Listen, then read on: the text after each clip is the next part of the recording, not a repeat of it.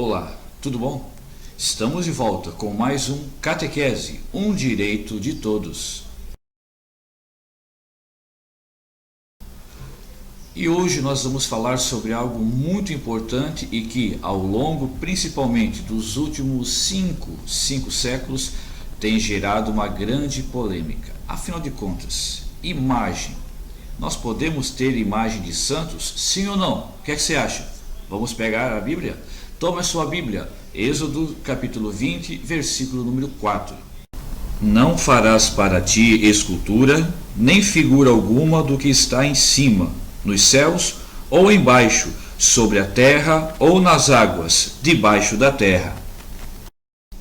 Veja, é um grande problema, um grande risco, um grande pecado nós pegarmos um versículo da Bíblia e lermos apenas ele fora do seu contexto. Nós podemos, e nós certamente, se fizermos isso, nós estaremos diminuindo a mensagem que Deus quer passar para nós. Esse versículo, se nós pegarmos ele só ele, sem ler o contexto da passagem, do capítulo todo, nós vamos entender que Deus proíbe que se faça qualquer tipo de imagem no céu e na terra.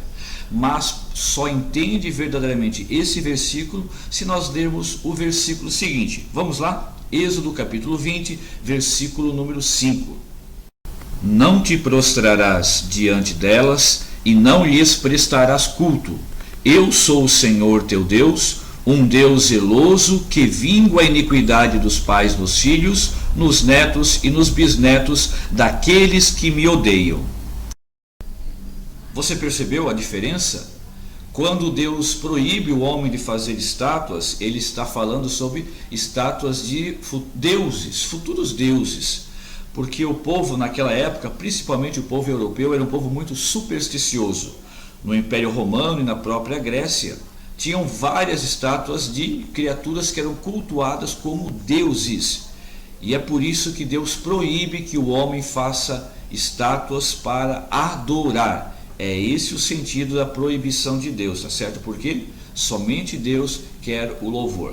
Mas existe um outro aspecto aí sobre fazer imagens. E aí um aspecto político que nós vamos ver agora, que aqueles que têm o poder não querem, não aceitam que outros deixem de os gloriar.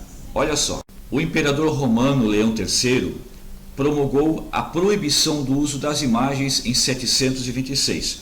Tudo isso porque por medo dos árabes que, baseados unicamente no versículo de Êxodo 24, ridicularizavam os cristãos do Império Romano por acharem que eles adoravam.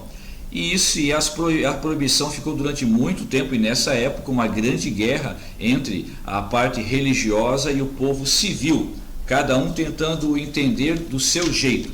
Isso até que a morte do imperador Constantino VI, a sua esposa, a viúva, então, a imperatriz Irene, ela pede então que a igreja fizesse o concílio. E surgiu então o concílio de Nicéia. E lá a igreja decretou que adoração e veneração são duas coisas distintas. A Deus damos a adoração, e ao homem, aqueles homens e mulheres que por virtudes heróicas serviram a Deus, nós apenas veneramos, não assim adorando.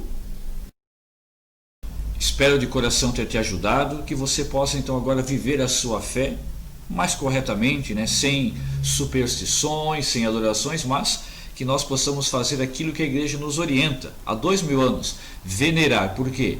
Se há imagem de santo, é porque no céu ele pode interceder por nós, certo? Até o nosso próximo encontro, que Deus te abençoe.